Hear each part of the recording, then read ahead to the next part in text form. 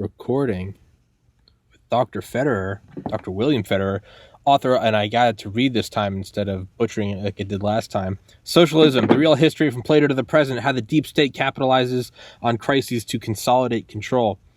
And please introduce yourself for all the new listeners. I'm an idiot.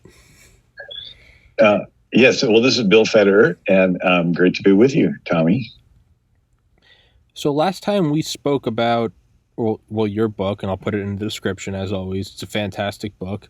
It's very thoroughly.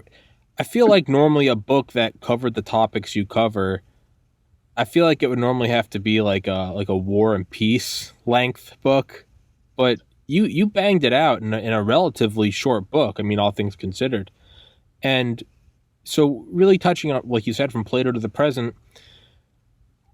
Listening to it, and you can get Kindle to read it to you. Listening to it again, I kind of want to zoom out more. Like one thing that I've had friends on here we talk about, and this is an odd analogy, but it's called the meta of video games, where if you play a game again and again, you can start to figure out how to beat it in like unorthodox ways. So, for instance, and bear with me, this analogy will work. For instance, like games where maybe you're in a country and there's like the evil guy who occupies it, and you have to fight through the whole thing and defeat all the bad guys. And as you go, you can unlock better weapons and, night vision goggles, and it goes and goes and goes. So then you have to break it down to, okay, well, the best technology means you can beat the game faster. Well, how do you get the technology? You have to buy it from the stores. How do you buy it? In the games, there's often like wilderness, and you can, kill animals and sell their skins or something, like pelts. And so if you play a game again and again, sometimes you find out the fastest way to beat the game is to just kill a bunch of like rare animals, get all the weapons, and then you can steamroll a game that's designed to take like 100 hours of gameplay. You can beat it in like 5 hours. But you just have to put in the initial work, and then you can break it down even more. And what's the fastest way to do it? Find a store next to a farm. Shoot the farm, go to the store. And you can, and is that necessarily fun? No, because the game is fun. But there is a level of fun and excitement in solving the puzzle in ways that even the developers didn't plan for you to do it. So what I wanted to get to is there a meta to socialism? Is there a way to counteract it? I mean, we went through the whole Cold War, and we spent trillions of dollars and espionage and always one-upping, and it's Sputnik. Okay, we went to the moon. Okay, ICBMs, atom bombs, hydrogen bombs, lasers, satellites, stealth bombers. It keeps going up and up and up and up. Is there, in your opinion, is there a meta to fight socialism, or to fight at least the evils as you put forward in your book of socialism? Oh, a good question.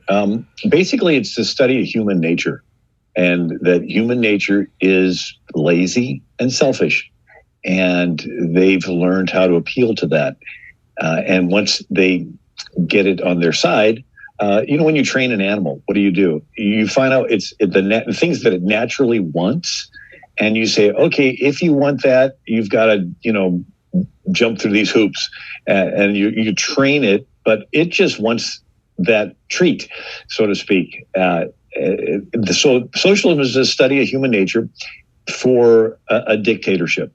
So basically, socialism is a marketing campaign for dictatorship.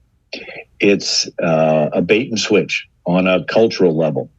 I may have shared this before, but it promises heaven, delivers hell. It is I tell people, if older fish could tell younger fish to stay away from shiny things dangling in the water like a fishing hook, but they can't. So every new generation of younger fish sees that socialism is a shiny thing dangling in the water. Free food, free clothes, free education, free welfare, free. Free is attractive, but there's a hook there. And a great quote from Gerald Ford, he says, the government that's big enough to give you everything you want is big enough to take away everything you have. And so it is, imagine a little kid with a sharp knife, a toddler, and you will tell that kid anything to get him to put that sharp knife down. Yeah. I'll give you some candy. You want a toy? We'll take you to McDonald's. Here's a cookie. Once the knife is down, all bets are off. Yeah. And you go, don't you ever touch that knife. And so socialism is telling us a bunch of nice things for us to give up our freedoms and ultimately the Second Amendment. And once we give up those freedoms, all bets are off. They don't have to carry through on them. Even Machiavelli said, if people are naive enough to believe your promise, they'll be naive enough to believe your excuse of why you didn't fulfill your promise. So and the only way you can identify it is to know history. So I tell people in one of my talks, I start off with a digitized picture on my PowerPoint presentation. And you're so zoomed in, all you see is the pixels. And I ask the audience, what are we looking at? Well, they all have a dumbfounded look on their face. Can't tell. So I click zoom out a couple times and they still can't tell. Zoom out a couple more times. What are you looking at? They go, well, it sort of looks like a nose. Well, let's zoom out a couple more clicks. And then you finally say, oh, it's a face. And I zoom out more, then you can recognize the person. I said, sometimes we're so zoomed into the day-to-day news. And you ask people, what's happening in the world? I don't know. This pixel looks like the last one. This today looks like yesterday. Let's zoom out, look at a couple days, a couple weeks, months, years, centuries, millenniums.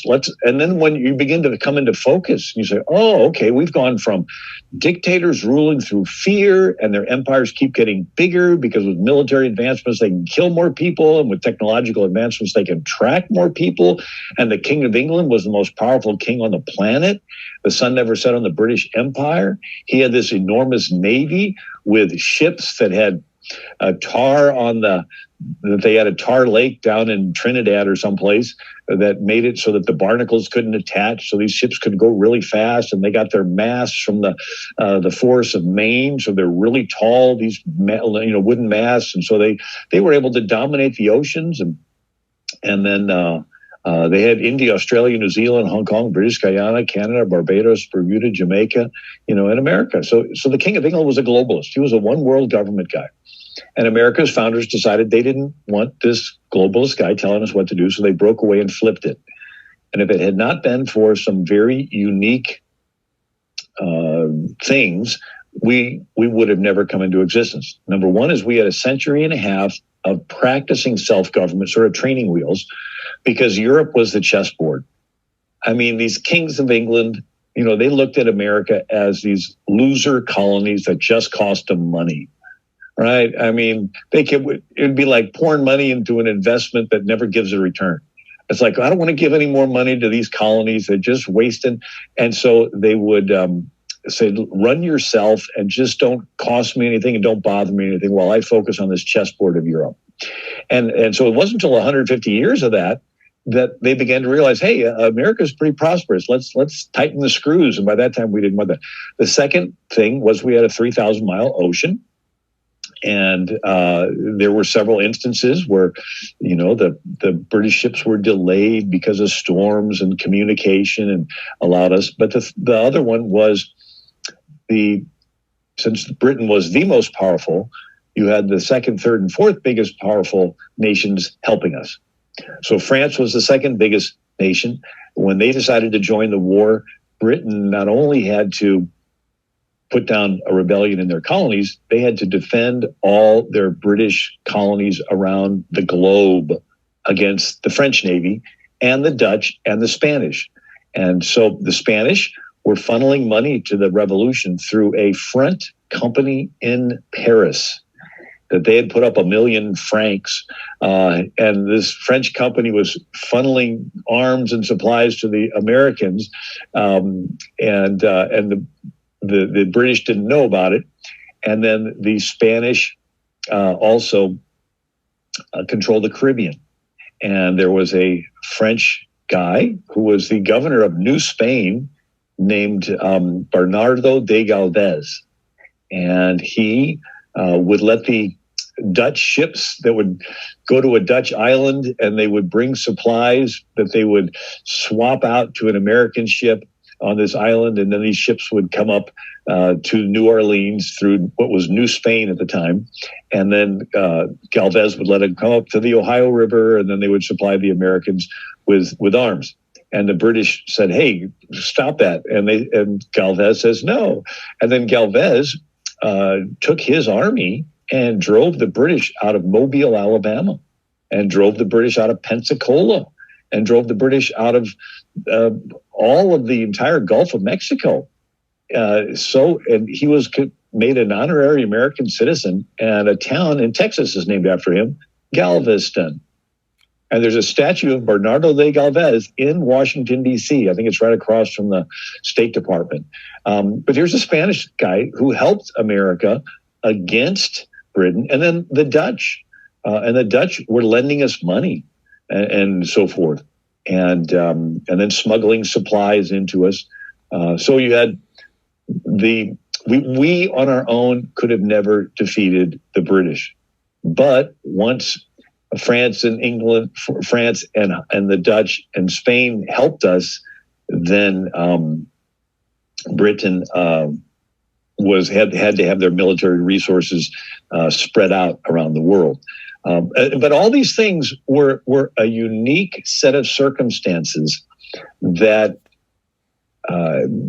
never was and never could be again. India wanted to break away from the British, but they couldn't because the British disarmed them all. And it wasn't until after World War II that India got free from the British. Egypt, all these other different colonies, they couldn't. But America, because of a 3,000-mile ocean, because these other countries got involved, we were able to. And so the word citizen is Greek. It means co-king. So our founding fathers, what makes America great, right? MAGA, make America great. And what makes America great is you get to be the king of your life.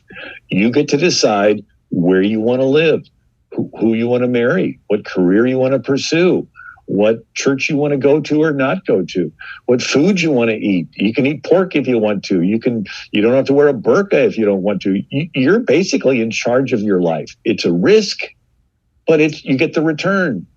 And then all of us together are in charge of the country. And so the word citizen is co-king. So it's a bottom-up form of government versus a top-down king-run form of government. Socialism is a flip from the people ruling themselves bottom up back to a dictator ruling top down. And now our founders studied republic very thoroughly, and they said there's two things that a bottom up form of government relies upon. You need an educated populace and a moral populace. So if the people are the king, the people need to know what's going on. And then the people need to have morals, and that they got those ideas from ancient Israel. And if you like, I can share on that. Please do. I'm sitting here dumbfounded. I'm just listening to you. Please keep going. You're an insanely fascinating guy. I don't want to talk. I want to listen to you. Keep going.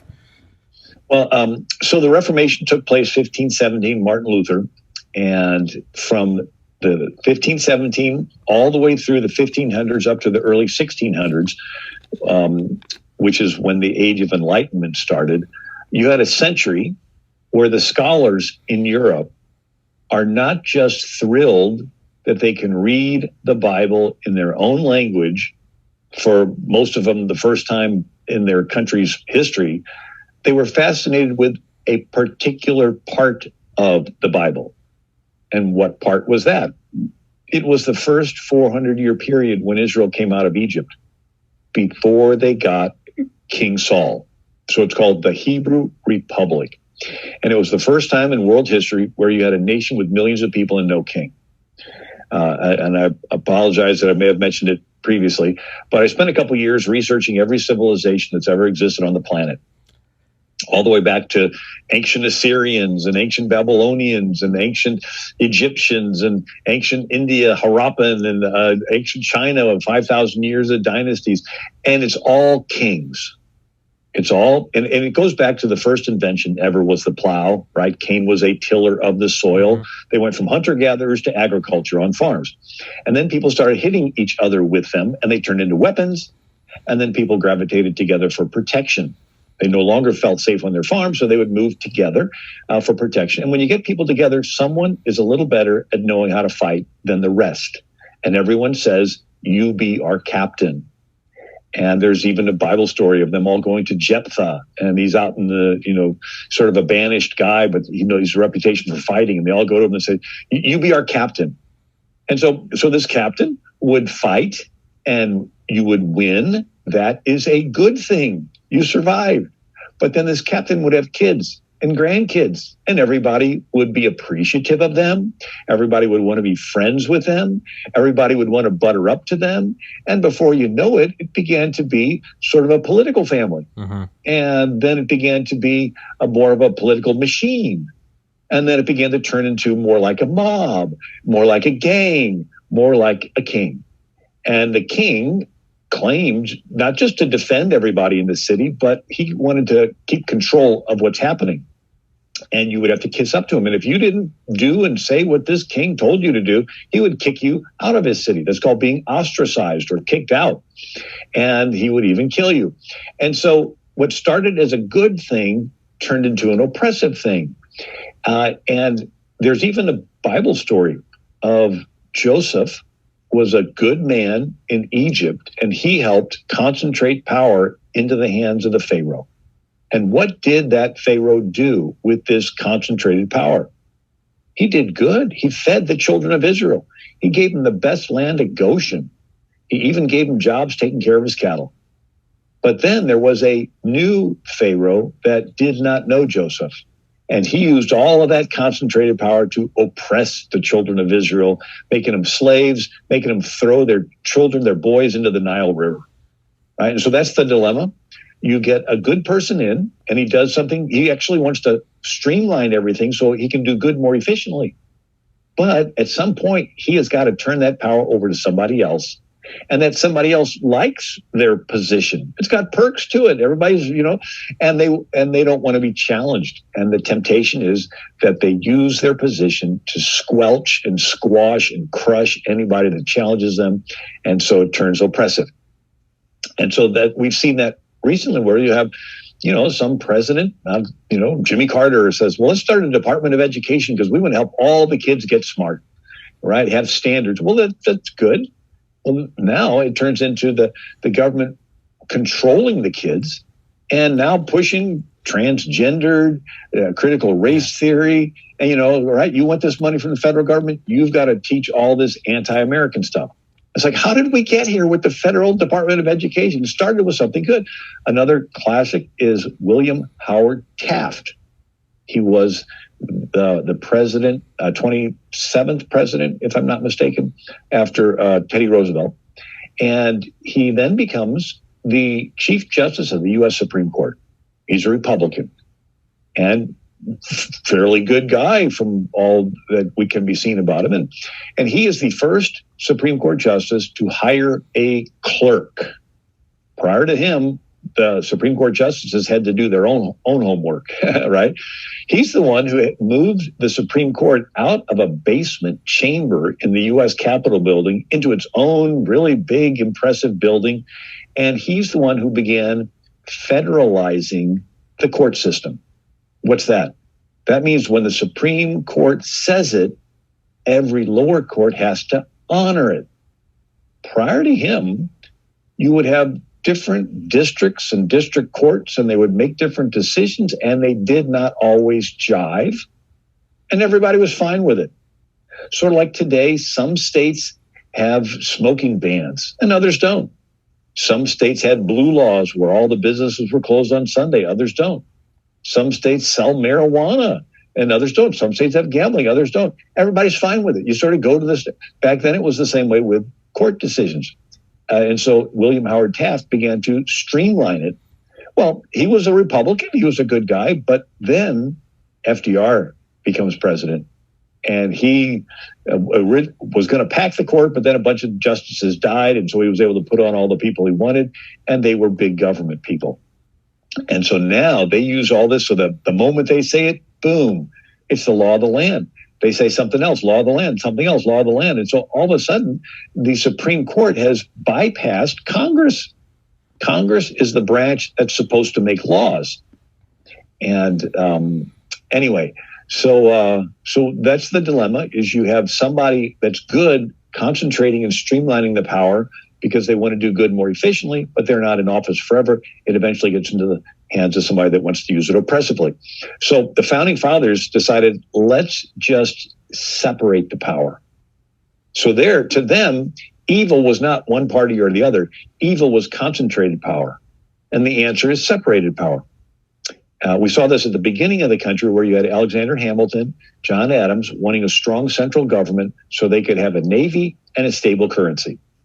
A navy to defend us against, the French were capturing American ships, and then later the War of 1812. And a stable currency is, we wanted to get our country back where we could do business. And the continental currency was, there's a saying, it's not worth a continental, because they printed so much of it, wasn't backed by gold. So you had Hamilton and Adams wanted a strong central government, so they were called Federalists. And then you had anti-Federalists, which were Jefferson and others, that wanted a small federal government so that we wouldn't repeat the errors of King George III controlling everything. So you had this big government, small government battle that was going on. And they've oscillated through the years where they'd sort of even swap issues from time to time. But the danger of, especially the anti-federalists saw it, was that you would have the power concentrated. So Patrick Henry, 5-time governor of the state of Virginia, he opposed the U.S. Constitution. He spoke at the convention where Virginia was considering ratifying the U.S. Constitution. And he said there are not enough limits in it. He demanded that there be handcuffs on this federal government. His friend was George Mason. And George Mason helped write the U.S. Constitution, but refused to sign the U.S. Constitution. Why? There weren't enough limits on it. And they saw that this thing could eventually, Patrick Henry says, we're staking our whole experiment of self-government on the hopes that men will be moral enough to pass laws to punish themselves. I'm paraphrasing a little bit, but it's like, okay, I'm going to pass a law that's going to punish me if I violate it. It's like you're going totally against human nature. Another, I think, was Jefferson. He says, we're all, and again, a paraphrase, we're imagining that Washington will be the executive branch, and he is a moral person that shows self-restraint. And he said that we're imagining that the future generations will be as moral as we are, and that is a mistake. We need to imagine that they are people totally without morals and self-restraint, and write this Constitution to limit them. And so big government, small government was the dilemma. And so socialism comes along. It promises big government solutions, and it always sounds good, but in the process, you're giving up freedoms that you'll quite honestly never get back again, because people don't like giving up power.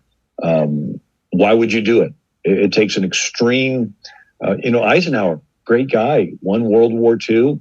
He's president. He hired a guy named Clarence Mannion, who was the dean of the Notre Dame Law School. And his job was to dismantle all the big government things that FDR had put in place. Mm-hmm. And Clarence Mannion comes up with this list. Okay, get rid of this, and get rid of this department, this department, this work. Well, then a bunch of rhino Republicans come to Eisenhower and says, no, wait, don't get rid of that. We're in office now. We can use this big government position, and we can do all of our good stuff. And they got Eisenhower to say, well, okay. And that's all it took. And that those big government things continued until you get another Democrat in there and says, okay, it's very rare. It's like a ratchet wrench. If you've ever tightened things, where each time you ratchet it one more click, you can move it back in the other direction, but the click stays where it's at. Yeah. And then another click, and so it's like the usurping of power away from the people. It's one little click at a time. And then you go through a period when it's not so bad, but they don't give up the click. It just waits till another click comes along. And, I remember when 9/11 first happened and they began to strip search everybody at the airport. And at first everybody was objecting to it and everything. And then finally they got used to it. Mm-hmm. And then they come up with, now it's masks and it's one thing after another that they'll say, well, we want to track you. We want to put an app on your phone. We want to make sure that, we can digitally trace everything you're buying. And there's always some good emergency that they push these things through. The NSA was pushed through by Bush to make sure there's no more terrorist attacks, right? But then it turned into Obama using the NSA to dig up dirt on his political enemies. Yeah. So it's turned into sort of a KGB deep state type thing. Yeah. Anyway, I'm just sort of rambling now. No. But socialism is a sales job for flipping it back from the people ruling themselves in a time of crisis. They yield that freedom to a top-down form of government, but it never goes back to the original setting. So whereas I do it with video games, you've done the meta of human civilization. You've gone through and found what's the theme of the game, and is the theme beating the map, or is it killing farm animals to buy the guns? You've done the meta of all of human history, and yeah, it to me, the one thing that I guess always sticks out to me, right? Because obviously I have my political biases, and I can't just look at someone else and be like, oh, you're stupid. Like I need to prove my point. Why am I correct? Why are they incorrect? And I have to be open to the inverse. The one thing that I always try to examine is, I say we, my generation mostly, say all these corporations are evil. A lot of them are. They're greedy. They hoard for themselves. There's crony capitalism through lobbyism. They set the stage so it's good for them and not good for anyone else. Uncompetitive. We need to bring in the government to dissolve all of it. They'll provide the phones. Sure, okay, let's just take that thought experiment. We're in this system where it's kind of like, wasn't there a study some years ago that said if we took all the wealth in the world and distributed equally to every man, woman, and child, that within like 20 years, like computer simulations show that it would go back to roughly the same centers, because those people will, if you take LeBron James or Tom Brady and put them on a team, they're eventually going to get the team better till where they are the dominant team, and everyone's going to go, we got to break them apart. But man, you can't destroy leadership. You can't destroy people that are doing this. So individuals that can amass $100 billion and buy off lobbyists and influence their district, those people aren't going away. So if we strip down this free market system and say it's all going to be government, those people are going to, the people that rise to this top of Wall Street or of the defense contract, they're going to rise up to those same positions of power. They're going to them, it's not capitalism or socialism. They're going to thrive in the existing playing field and get to the positions of power. And then, like LeBron James or Tom Brady, they're going to consolidate their power, and they're going to set reinforcements to reinforce their power so they don't lose it. Right now, we have, yes, huge multinational corporations that have absorbed a bunch of smaller companies, but at least there is some competition. If we just remove all of it and say the government's going to take over, what we're going to get is one big power and a bunch of nothings at the bottom. All that is reducing competition even more. Those same people are going to boil to the top. So to me, it's sort of best case scenario that it's not all consolidated in one spot. And obviously I'm just, I'm patting myself on the back, and you and I are saying the same thing. So that point's kind of moot. But to move from that, like you said, every new generation has to learn it on their own. Every fish has to see the sparkling fishing lure, the hook, and they have to learn to avoid it. Is that a meta of human history? Are we doomed to, we always have to hard times create strong men create good times create weak men create hard times. Is that a fundamental truth to the world where we will always be at this point? Everything we're talking about ultimately, is it applicable? Does every new generation have to learn it on their own? I mean, in the 1700s, were they going, was there a Tommy and a Dr. Federer going, all right, we figured it out. We figured out how to conquer socialism. And now we're here questioning the same things again. Is it something that is just going to arise every single generation? Can it be something that can be stomped out for good? Or is it a learning process of every generation from now to the time when we have, settlements on Pluto? Is it something where we are going to have to fight it every generation, from the times where we're using plowshares and swords to where we have touchscreen iPhones and gigabit Ethernet? Yeah, great question. And yes, Jesus says the wheat and tares grow together till the harvest. And so every day somebody writes a computer virus. It's like, why do they do it? I don't know, but you need to update your antivirus software. And the next day they write another virus. Who does that? I don't know, but they do it. Then you got to update it again. It's like you're going to have the good and the bad. The weapons improve. The stakes get higher. It's taking on a more global aspect than it's never been before. But the ultimate, it's no different than Nimrod and the Tower of Babel. And it's the same, Cain, kill, and Abel. It's that same, St. Augustine called it libido dominandi, the lust to dominate. And so, the moment Adam and Eve sinned, God knew exactly it's like a tear. When I lived in Texas, you had grass, and then you had this sticker grass that would look, as long as when it's little, the grass looks the same. But if you let this sticker grass grow, it comes up and it's got these barbs on it that if you walk barefoot across your backyard, they will go in there. They break off. They're like splinters.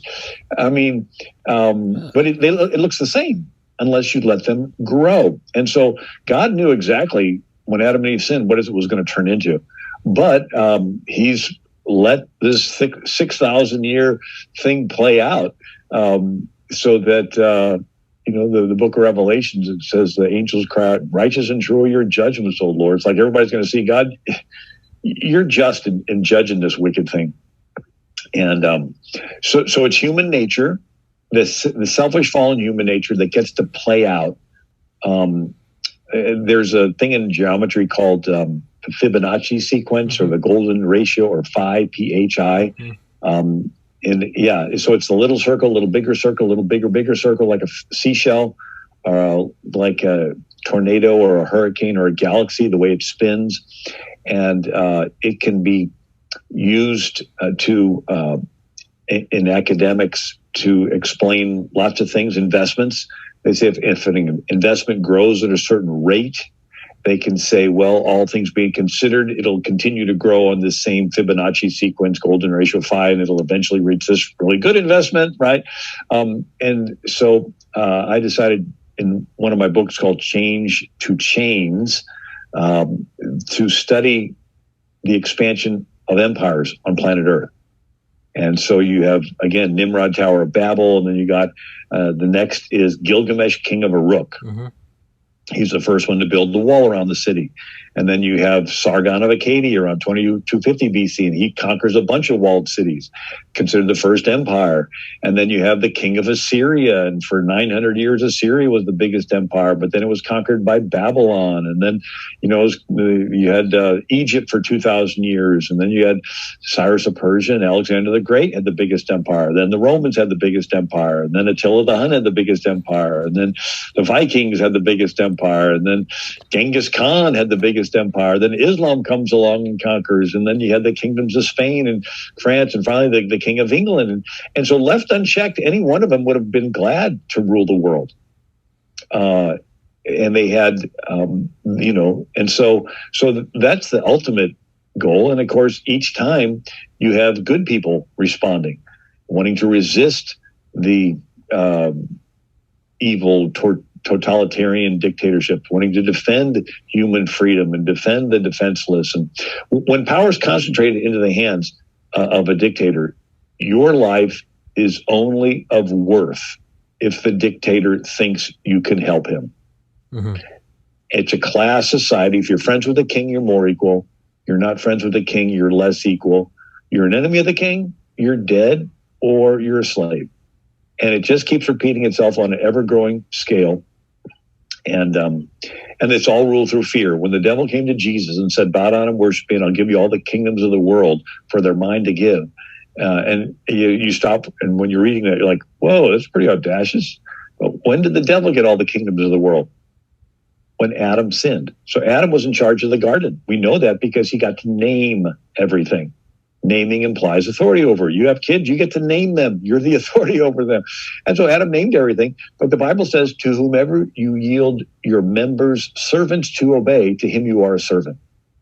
So the moment Adam obeyed Satan, he was posturing himself as the obeyer, the servant, and the devil as the master. That's when the devil usurped the power. And so it's all these kingdoms are top down with these kingdoms, the dictators rule through fear. Ancient Israel came out of Egypt breaking away from the Pharaoh. And for 400 years, Israel did not have a king. It was unique because it was every single citizen being taught the law and being accountable to God to follow the law, so that they're educated and they're moral. And it worked until the priests stopped teaching the law, and it turns into chaos. Every man does what's right in their own eyes. Feel like a girl today, boy tomorrow, whatever. It's all fluid. There's no right, there's no wrong, there's no borderless. It turns into this lawlessness, and that's when they all go to Samuel the prophet and they say, this self-government system's not working. We want to be like all the other countries. We want a king. And Samuel cries, and the Lord tells him, they did not reject you. They rejected me. So we get an insight. God's original plan for Israel was to not have a king. Have everybody be taught the law, everybody own private property, everybody be blessed, everybody be armed, right? It was a citizen-based model. And they rejected that. And God says, okay, we'll do this other plan. I'll still work my plan of redemption, but, so America's founding fathers looked back to that ancient Israel model, that first 400-year period when they came out of Egypt, called the Hebrew Republic. I was sort of talking about this earlier in the interview today, and I got off on one of my rabbit trails. But so this first 400-year period called the Hebrew Republic, between 1517, when the Reformation started, and 1600s, the Age of Enlightenment, you had an entire century where these scholars in Europe were fascinated that they could not only just read the Bible, but they were fascinated with the part of the Bible of this anomaly of this Hebrew Republic where you had millions of people and there's no king, and it worked. And they were called Christian Hebraists. These were Christian scholars studying the Hebrew law, this Hebrew Republic period, and they were Puritans, but they were even Catholics and Protestants. They were studying this, so much so that later Jewish rabbis would cite these Christian Hebraists as authorities. They would, quote them. There was one of these Puritans that was being put in prison for like a year because it was an Anglican king, and the Puritans didn't like the Anglicans, and so they says, okay, we're going to put you in prison. We'll let you have 3 books, and one of them was the Bible, but another one was the Jerusalem Talmud. And so here are these Puritan Christians studying the Jewish oral law and becoming experts at it. Why? Because they were fascinated with how you could have a nation, not just a city-state. Right? People, they cite Athens, a democracy. Well, Athens was just one single city, and every citizen had to be at every meeting every day to talk about every issue, totally time-consuming. How could you get anything else done? Because every day you had to be at every meeting and keep up on every issue. A republic is what Rome did. And that's where you took care of your family and your farm, and you have someone in your place that went to these meetings. They're your representative. And so the republics could grow larger. And so the Hebrews had a republic. They didn't use that word because it's a Latin word, but theirs was just this system where every town elected its own elders. Every town had a town meeting place called a synagogue. The word synagogue means meeting place. And so they would all meet together, they would learn the law, and they would elect their city elders. And these city elders would sit at the gates when they would, at a certain time of the day. And if a crime was committed, they'd bring them to the city elders and they would make a decision. It wasn't some king hundreds of miles away that would send his representative with an army to your little town that says, okay, this is what we're going to do. No, it was the people electing their own elders. And then they would send a representative from the city to their tribal meeting. And then they would send their elected representatives to the Sanhedrin, the 70, the elders of the whole nation. But it was all bottom up. And it was an anomaly. It was the first place on the planet where you had private land ownership. Because wherever there's a king, you never really own the land. It is always going to be conditional of you staying on the nice side of the king. You cross the king, he'll take away the land and kill you. But in Israel, there was no king for 400 years, and the land was permanently titled to each family. And if you own property, you can accumulate stuff on your property. That's called being blessed. And you can be moved upon in your heart to give away some of your property. That is called charity, right? Karl Marx says communism can be summed up in one sentence: abolition of private property. How can you be charitable if you don't own anything? What are you going to do? Steal from somebody and give it away? Now you're a thief, right? No, the whole concept of charity implies that you own stuff that you can be moved upon to voluntarily give away some of your stuff. This was the model. And so in Israel, when people harvested their field, they would leave the gleanings for the poor people to pick through. The corners of the field, like Ruth, And so in Egypt, the poor people, the government came to their rescue. And the government says, you don't have food, we'll give you food, but it's going to be in exchange for your cattle, in exchange for your land, in exchange for your children, in exchange for your lives. Whenever the government does anything, it's always in exchange for something. And it usually involves you giving up control of your life. In ancient Israel's model, the poor were provided for not through a government model, but by individuals on a cellular level, so to speak, helping to take care of their neighbor. And this concept is particularly Judeo-Christian, right? When the Katrina flood happened in New Orleans, you had common people with their little boats going out to people's houses, rescuing them. They didn't sit around. The federal government finally shows up and says, okay, get out of here, get out of here. And then the government sort of fumbles it all and makes a mess of it all. Yeah. No, it was citizens responding. In India, they didn't have that. In India, if somebody is starving and hurting and in a bad situation, their belief system says that's because they did something bad in a previous life. And if they need to suffer sufficiently, so in their next life, they'll be reincarnated in a higher state, right? So there was no motivation to help the poor people. It's like, oh, you're poor, you're suffering. Well, you're supposed to suffer, right? It was this biblical model that, no, you help the people that are suffering out of your, what have you been blessed with, and you're voluntarily moved upon in your heart to give it away. But ancient Israel was this unique model. It's the first nation with no standing army. You have a king, he always has an army to enforce his will. In Israel, every man was in the militia, armed with a sword upon their thigh, and they were ready at a moment's notice to defend their wife and their family and their community.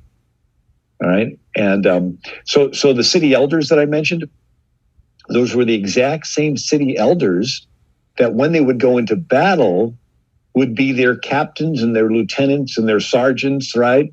So they would meet together in their community and they would meet together in the battlefield, right? It wasn't like you'd have a whole separate unit of organization. It would be, and as a matter of fact, that's what England had and in America. But there was this terrible battle of the Sems, if I'm pronouncing that correctly. It was during World War I. And so you had the first use of poison gas and machine guns, and on such a massive scale. And so here these British, troops would be on the battlefield, and they would all be the same guys that were from the same town, that were from the same little community meeting and so forth. Well, when every one of the men got killed, and they would send these packages of letters back to the towns, and they would say, we're sorry, but every single man in your town is not coming back. And so that's when they decided that when they entered the military, they would do a shuffle. Mm-hmm. And so you would be serving with men that you didn't necessarily live around. But prior to that battle, they served in battle with the same people that they served in their local community, precinct level type government. Yeah. There was, I think it's Dan Carlin talked about that in his series Blueprints for Armageddon. But yeah, it was originally used as a recruiting technique. You and your buddies can all go serve together. All right, man, let's go do it. It's going to be a thing together. And then it quickly, turned on its head when they realized, oh, if the person next to you dies, it's not that it's just oh man, that guy's dead, we got to replace him. That's my best friend. You're messed up. You can't fight as good. Yeah, there's a whole inverse of that. Yeah, what you were. It was the Battle of the Somme. SOMME. Yeah. That one. Yeah, it was insane. Yeah, it's Now, yeah, I lost my train of thought. It's what was I gonna say? 1916. Yeah. So going back to your analogy of zooming out from the picture, the pixels, is it possible that we can continue to zoom out?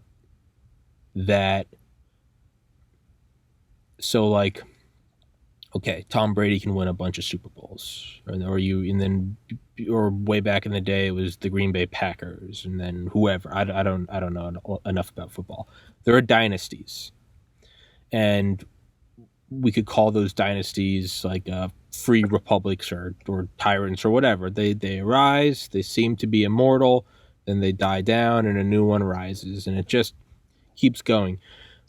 If you zoom out enough, you could see. So like the pixel would be an individual game. We'd be like, oh, they won a game. You zoom out a little more. You zoom out enough, you go, oh, that's the Patriots dynasty, or that's Michael Jordan's dynasty. Could you zoom out even more and, well, what is the even bigger picture?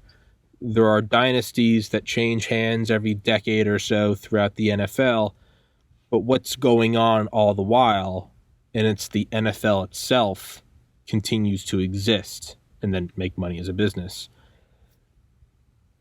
Is the fighting of socialism and the fighting for freedom and republics, do we zoom out even more? And is the thing that's still continuing human civilization? And is the clashing of socialism and top down and down up ruling, although going back and forth and trading power, and there are tyrants rise and freedom fighters rise, is the whole thing that's continuing to push forward human technology to, I don't know what the end goal, leave the planet, be longer lifespan, I don't know, but from plowshares to pyramids to ships to the lines to Harrier jets to satellites to rovers on Mars, is the thing that's going on, are we getting lost in the weeds? It's not socialism versus freedom or democratic republics? Is it that all of society continues to push forward, or is that zoomed out too much? Is that now we're not learning any patterns? I'm just trying to. Is there can it be zoomed out even more? Is this a good thing? Is it clashing? Is it good when someone pulls themselves out of poverty, creates a name for themselves, has a family, has kids, and I don't want those kids to suffer like I did. And then the kids have kids, and those kids are kind of bratty, and the kids have kids, and they're really bratty, trust fund kids. All the while, and those trust fund kids, now they're terrible parents, and their kids are on the streets, and those kids, maybe a generation or two later, pull themselves out and create a name for themselves, and they become a Vanderbilt or a Bezos, and it's all happening at different times. Is the rising and destruction of quote unquote good nations and the rising and destruction of tyrants, is that just a natural learning process that pushes the whole thing? Because as these names like a Vanderbilt arises, and then and then a strong banker, and then they kind of bratty grandkids, they're happening at different times, so they don't all sync up, so they're overlapping. All the while, the nation moves forward and the free marketplace moves forward. Is there an even bigger picture, and is it just the evolution of man, and these are all the trees in the forest? Or is that too much? Can the mind not comprehend it? Is it? Yeah. And Jesus says, wheat and tares grow together till the harvest. You're seeing all of human civilization being at risk. With the technological advance, every advancement in technology is a two-edged sword. Mm-hmm. It can be used for by good people for helping the poor, or it can be used by evil people to track. So you can use this immense scientific advancements in medicine to come up with cures, or you can do gain of function research to create the most dangerous pathogens and viruses that were never possible before. Mm-hmm. You can use a 5G satellite net around the Earth to be able to, answer questions, bring information and so forth, or you can use it to track people in real time and control their lives. So it's a double-edged sword. And the time span of switching in power gets shorter and shorter and shorter. One of the studies that I've done is on the history of weapons, right? And so you had a Cain kill Abel with a rock, and then you had bronze weapons, and for the longest time that was the premier. But then iron weapons come along, and they don't break as easily; they're stronger. But then you have the phalanx spear the Greeks had, or you have a curved scimitar sword that the Muslims had, or you had a composite bow that the Parthians and the Mongols had. Could shoot as far as an English longbow, but the English longbow is 6 feet in length. But the composite bow is this recurved bow made out of, animal skins and so forth. But it's a third of the size of an English longbow, but it could shoot 300 yards. And the Mongols could use it on horseback. Mm-hmm. And you'd have 100,000 of them come. But then the other countries learned how to make them. And then you had gunpowder the Chinese invented, right? And then it would blow apart their wooden, so they had corned gunpowder, and so they had to come up with metallurgy. And then the stirrups, the Muslims got the stirrups from the Persians before the Byzantines did, so that allowed the Muslims to conquer. And but now it's gone information, so weapons have to be directed through information, and then now everything's computerized, and you could have a ransomware and shut everything down, or you can have a hacking incident on your nuclear power plant and so forth. So it's all information. And so the turnaround time for one advancement to eclipse the previous one gets shorter and shorter and shorter till it's almost instantaneous. And it's also growing bigger. So instead of it being a little city or a city state or a region or a country, and now we're talking global. And we're talking about, and then you see, Bill Gates, and you can go to his TED Talk where he said the world's overpopulated. There's 6.8 billion people, and if we do a really good job with the vaccines, we can lower that population. And of course, you're saying, wait, what did you just say? Using vaccines to lower the population, and you have these people with immense amount of wealth and power. And they're embracing ideologies where they want to reduce the world's population. It's very Frankensteinish.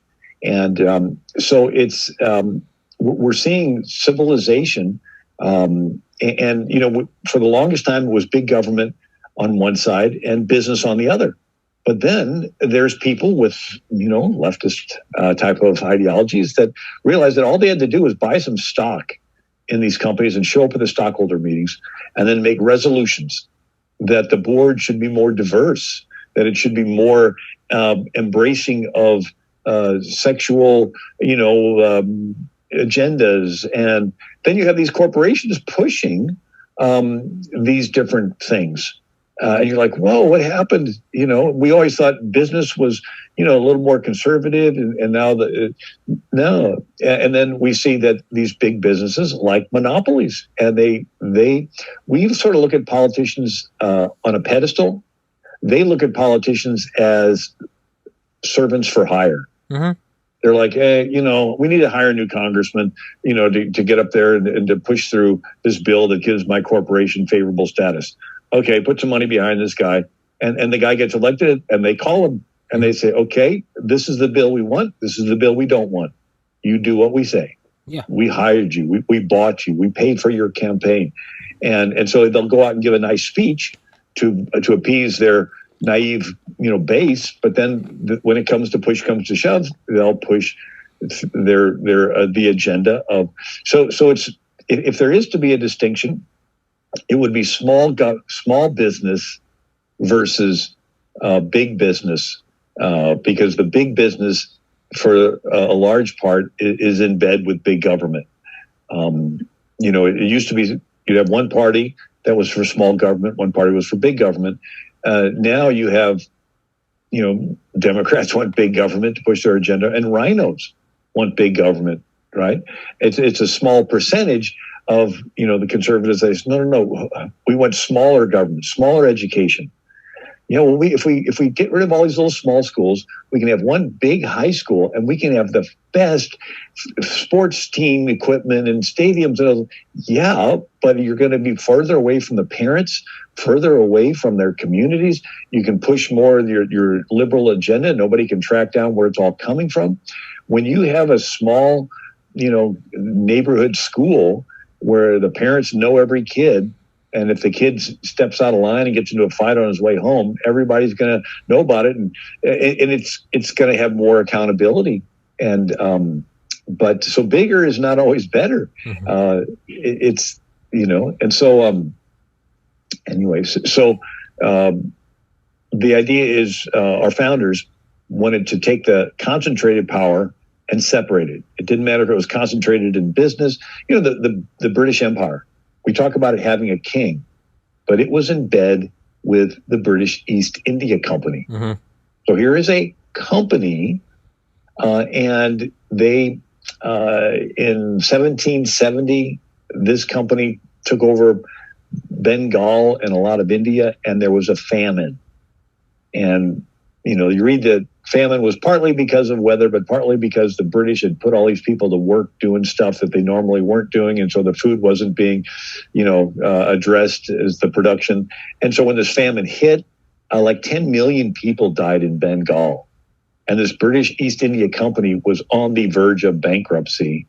And they go to the Parliament, which is in bed with this business, and they say help. And Parliament's like, okay, we'll let you tax, the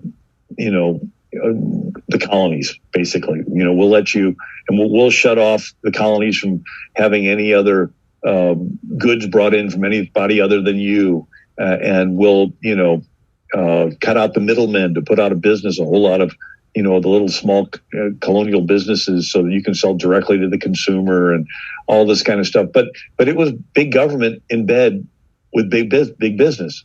That was the British Empire, the Hudson Bay Company. Yeah. The king was a part owner in the Royal African Company. That's why it was so hard to get rid of slavery, because the king was making money off it. Yeah. And yeah. And so that's the dilemma that we're facing today. And so small business versus big business, and then also another way of just dividing it is capitalism with a conscience versus capitalism without a conscience. What's that? So the British East India Company, they were for capitalism, but they were growing opium in India and shipping it into China, and China didn't want it. And so they sent the British Navy over there to force them to take it. And it started a war called the Opium Wars. And China called it their century of humiliation, because they were being forced. I mean, talk about a government business involved with drug trafficking. Yeah, I know, right? I mean, here it's just bringing in the opium and forcing them to take it. And so that was, and then, slavery.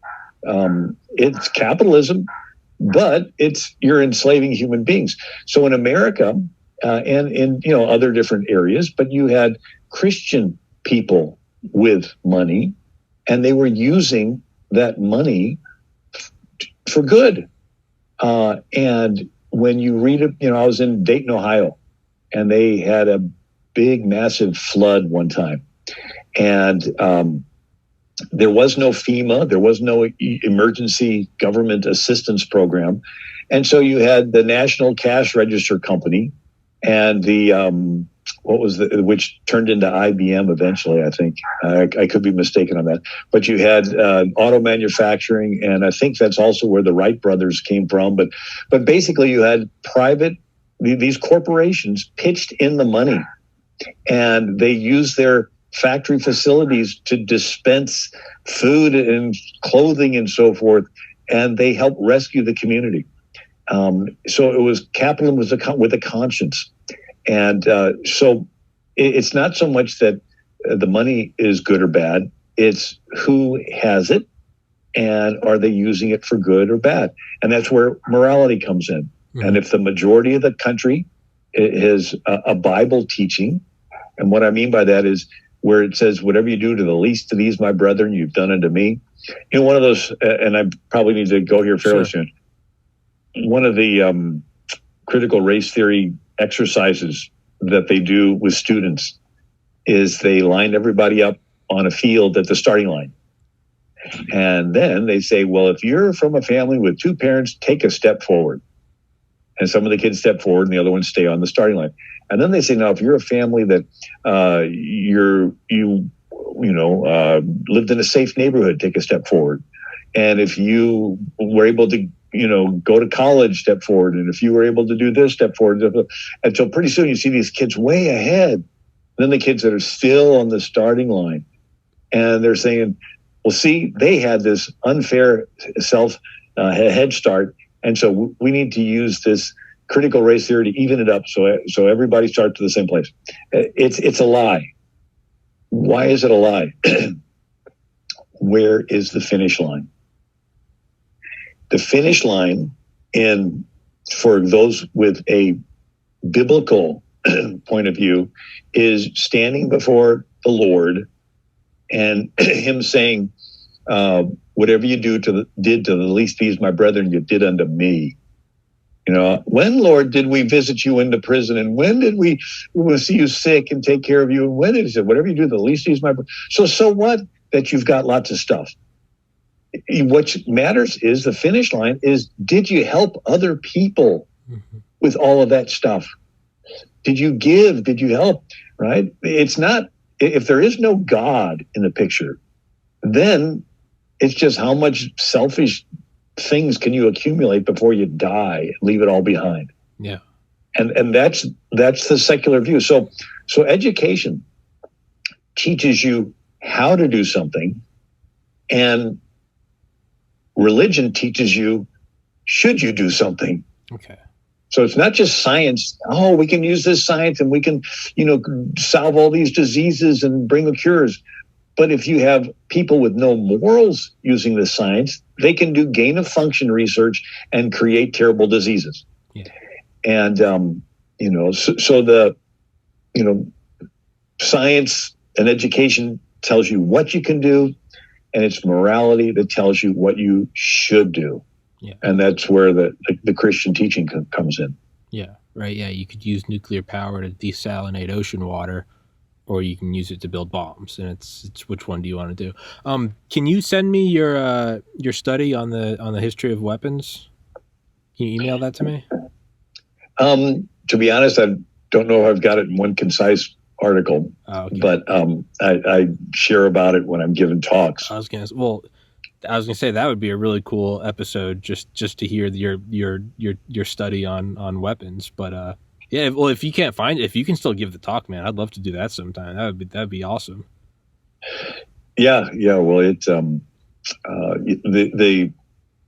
short window of time that the next advancement comes along.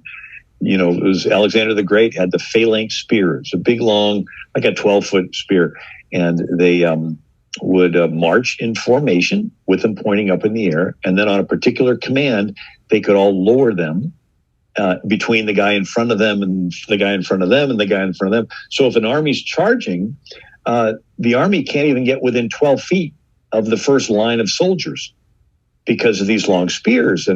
But then what if you get attacked from the flank? All of a sudden they'd give a command, everybody's spear would go up in the air, they would all turn to the right or left, and then they would lower it, and they put it down. And so they could work as a group, but work as an individual. And that allowed Alexander the Great to conquer the world. That right there. And then the Mongols had the composite bow and all the other different things. But that's a fascinating study. But again, my website's AmericanMinute.com, AmericanMinute.com. And if there's one book that I talked about today, it would be the Socialism, the Real History from Plato to the Present. And the subtitle is How the Deep State Capitalizes on Crises to Consolidate Control. Absolutely. I will put that book in the description. It's a fantastic read. And to my listeners who maybe lean the opposite way of Dr. Federer and I, listen to it, and if you want to come on here, dispute it. I try to keep an open mind to everybody. At the very least, I loved it. You don't need to hear me fanboy anymore over it, but I loved it. It's an incredibly well-cited book. And it's a terrifying book, and I love that you touched on Yuri Bezmenov in it. But I know we got to wrap this one up for now. I kept you 6 minutes longer than I said I would, and that's unforgivable on my half. No, you're good. You're good. Dr. Federer, thank you so much, sir. I will text this one to you when it's up, and God bless you. Have a wonderful day. The book is in the description. Get it. Thank you so much, sir. Oh, thank you. Anytime. Absolutely, my man. Thank you. All right. All right. Goodbye. God bless you. Recording stopped.